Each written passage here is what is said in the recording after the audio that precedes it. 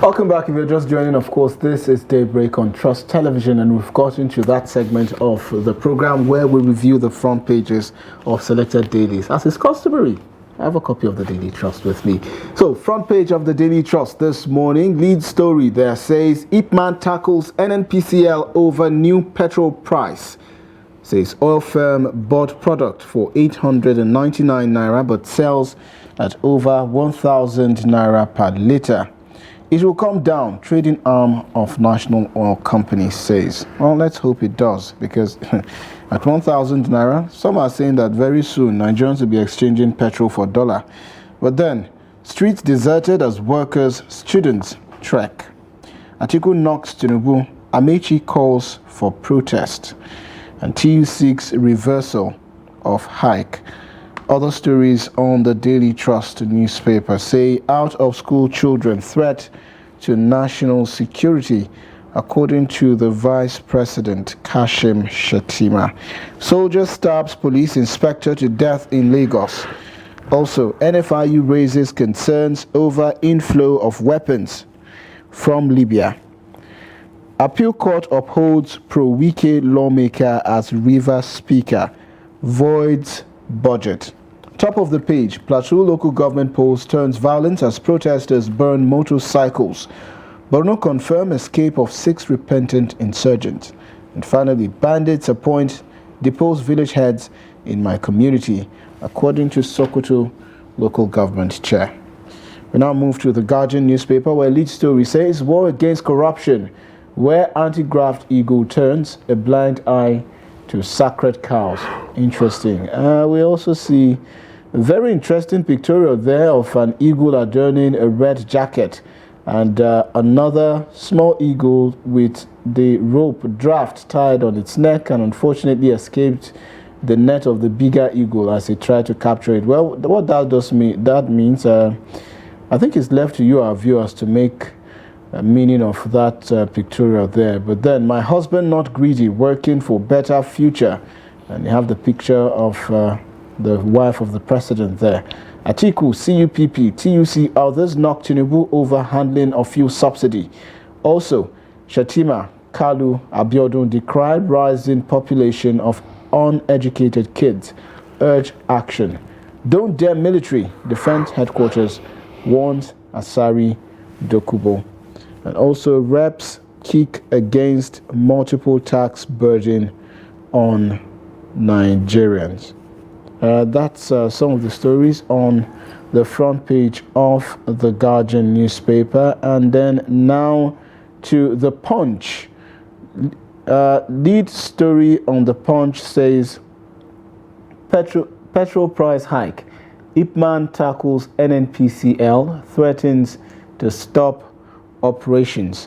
And also, marketers accuse NNPCL of inflating Dangote petrol price.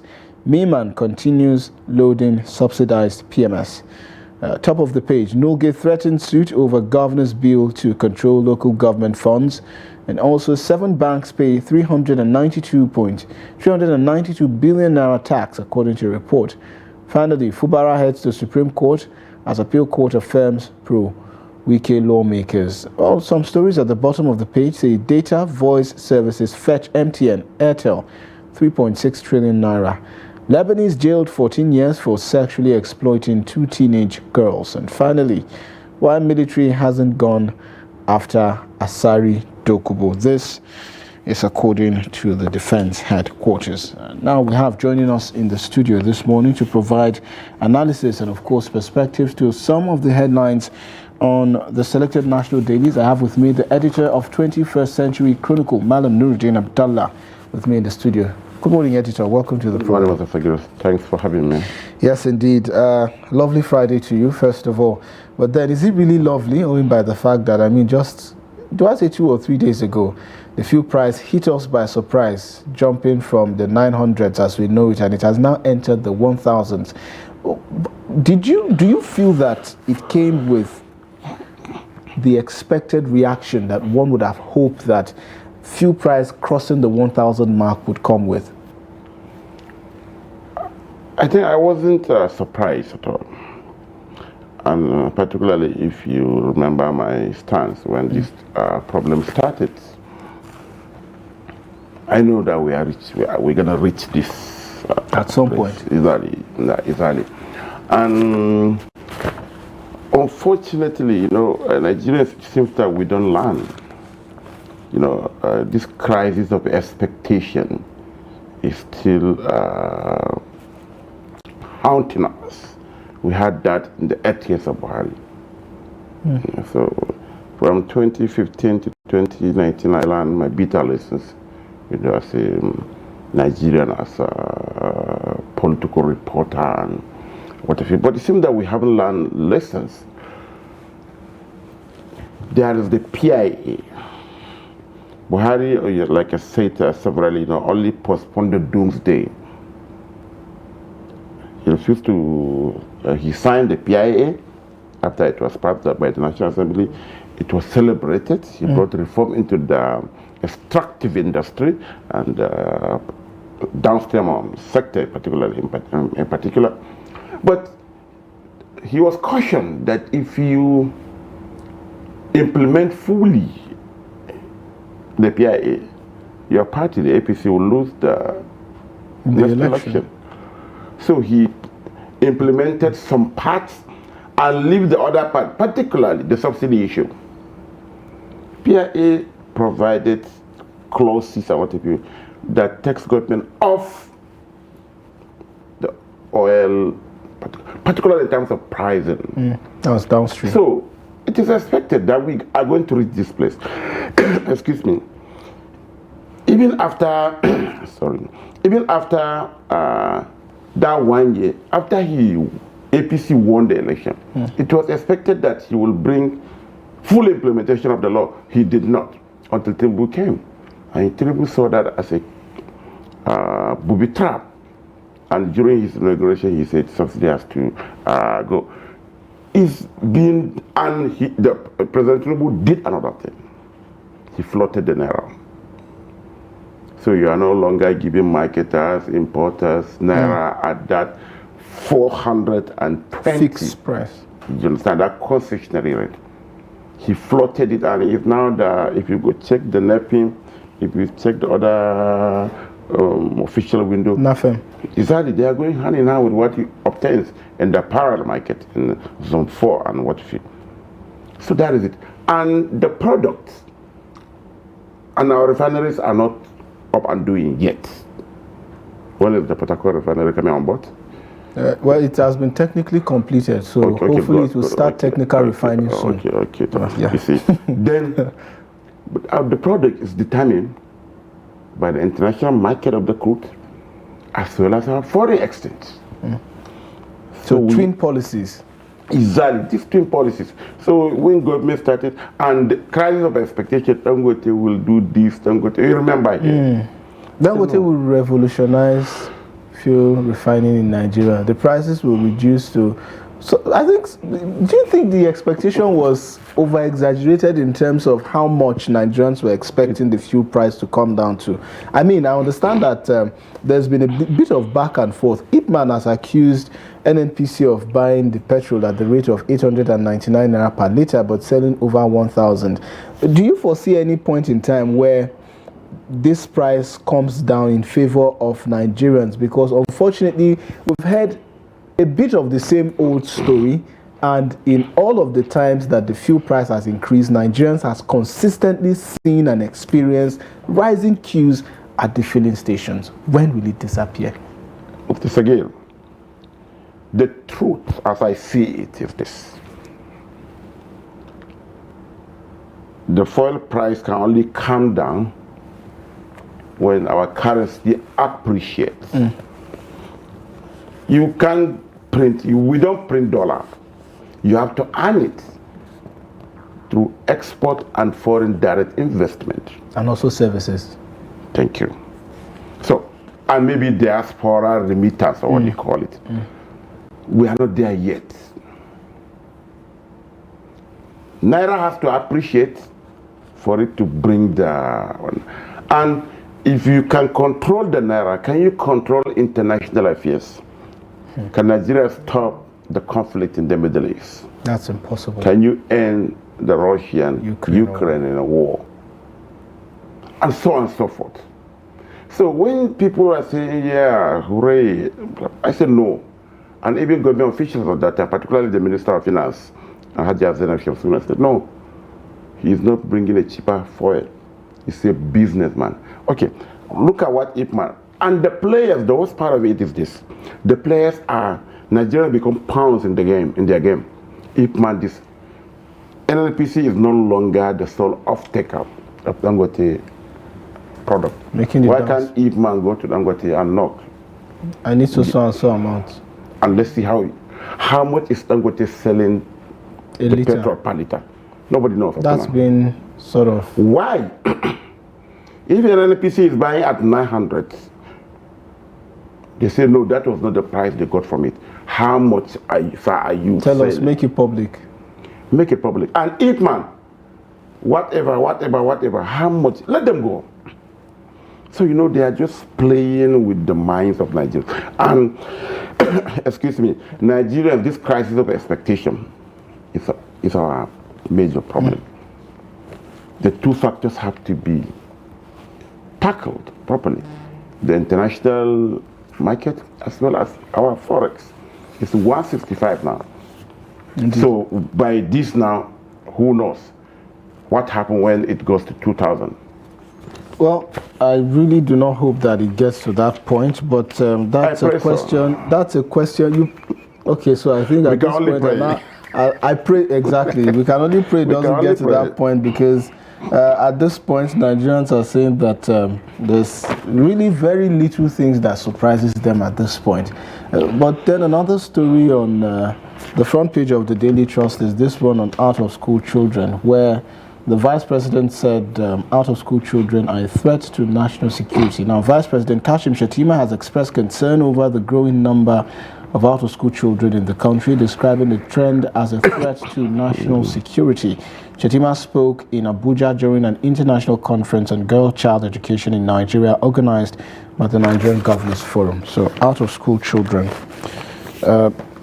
Editor, I need you to speak on this issue because, you know, over time we've had conversations where we allude to the fact that there's been a degrading quality, you know, in Nigeria's education. How do we tackle this issue head on? We are not ready. So what's going to make us ready? Okay, the governors are now doing, they did a conference. By the way, some of them dragged the EFCC that they should scrap it. But let's focus on this education on first, this education conversation. Unfortunately, the people who are worst affected by the out-of-school children are not serious. I'm talking about my governors, particularly from the Northwest, Northeast, and North Central. How so? Yes. You remember what Jonathan did? There was a presidential intervention in consultation with the Federal Minister of Education, in consultation with state governors. He took it to a very high level by even building infrastructure in some of the states. He built it in Kaduna, Sokoto, Zamfara, Kano, and some other places, where these children can access Western education without abandoning their basic Quranic education, with dormitories where they are being fed. But was it adopted? It was established during Jonathan as Southerner and non-Muslim, because, you know, majority of this is based on the misconception of the Quranic education. You understand? So it's more or less like a northern Muslim thing. I'm not saying that there are no out-of-school children in the South, particularly the Southeast, as the part of South. Editor, are you saying that Jonathan may have created an educational structure that may have revolutionized the educational system in northern Nigeria? Would that have been possible to see the Almajiri style of education, you know, marry the Western education in under one roof? That's what he did. Then why? Immediately he left. Then where is it? He was succeeded by a northerner, a Muslim, who came from that area with this same perennial problem. He did nothing. The governors abandoned what Jonathan did. Maybe because it's not their party that started the construction. So then there's a problem, but the problem is not Jonathan's. There are less out-of-school children in Bayelsa, where Jonathan comes from, compared to Katsina, where Buhari came from. But he did something for Katsina. Who? Jonathan. He did, but it was abandoned. It was abandoned completely. The federal government was funding it in collaboration with the states. But they abandoned it. So would you say those people crying foul now should be the ones that we should be holding responsible for the problem? They're shameless. I'm sorry to use that word. Buhari's Minister of Education, Mala Adamu, after 8 years as minister, that was his lamentation. According to me, I remember they took over when the out-of-school children were about 9 million, what if you? 9.5. But when they were leaving after 8 years, did it reduce or increase? I think it was at 20.3, according to UNICEF figures. He was so honest, he admitted that they didn't do much on that aspect. So which conference are we talking about? So it's just a talk show. So that's Jonathan, a southerner who was less affected by the problem of out-of-school children, intervened in collaboration with our governors. Immediately he left, they abandoned it. The federal government that came and headed by a northerner who has that same problem in his backyard in Dora, instead of reducing the number, you know, jack it up. Editor, let's talk about the impact of so they are not serious, that's just it. Okay, you just had to add that final one. But let's talk about the final. Let's digress a little bit to the impact of what out-of-school children can do, and that's, of course, the rising case of insecurity. And now, the Borno State government has confirmed the escape of 6 repentant insurgents. I first read the first report by Premium Times that mentioned that it was 13 with, of course, weapons that were usually given to them by the Civilian Joint Task Force. But now the government is saying that they didn't escape with any weapons, and of course, they also are not 13, they are 6. The question is, do you think that the Borno model is flawed? Not really, because I think this is the first incident of repentant Boko Haram, you know, fleeing out of, that we know. That we, exactly. No, thank you very much. That we know. But at the same time, will there have been a better model than this? What will you do with them? Indeed. Some of them were overpowered. Coerced. Some of them were taken to the forest out of their will. Like those girls. They were brainwashed over time. So the de-radicalization policy was the key in saving them, because they need a lot of psychological. Somebody is in the bush, expose some of them to drugs. Some of them were even sexually assaulted. You remember the case of was it this or one of these Depti or Chibok girls that was brought back, but she was longing to go back to her Boko Haram commander husband. So she needs psychological help. That's what it means. So I don't think there's a better model, at least for now, than this. And like I said, this is one of the incidents that we know. Look at the number of the repentant Boko Haram we have. In the thousands, I believe. 160, according to state government figures. So it's 6. That's or 13. Whatever. So this thing should be expected. And we're not saying that the system is perfect, but going forward, the Borno State government, the National Security Advisor's Office, maybe the defense headquarters, now will learn from these flaws and perfect the system. To be better. And maybe look at how is Pakistan doing it. All right. And other all right then. Thank you so much. Thank you so much, Malam Nuruddin Abdullah, editor at the 21st Century Chronicle, for always coming here to deliver the best of perspective and analysis on especially the front pages of select national dailies. Thank you so much for being a part of the program. Thank you for having me here. Yes, indeed. And on this note, we have to call it wraps on the program. I hope you've enjoyed every bit and every segment of the program. For me, my favorite segment was, of course, the phone-in program, Daybreak Interactive, where I got to hear your take on the plans and the move by state governments to scrap the EFCC, as the case is. But then it's been a lovely show from the beginning up until this point. Stay tuned for more programs and, of course, more news and documentaries from Trust TV. Have a lovely weekend. My name is Sagir Ibrahim. Up next is 360 Sports.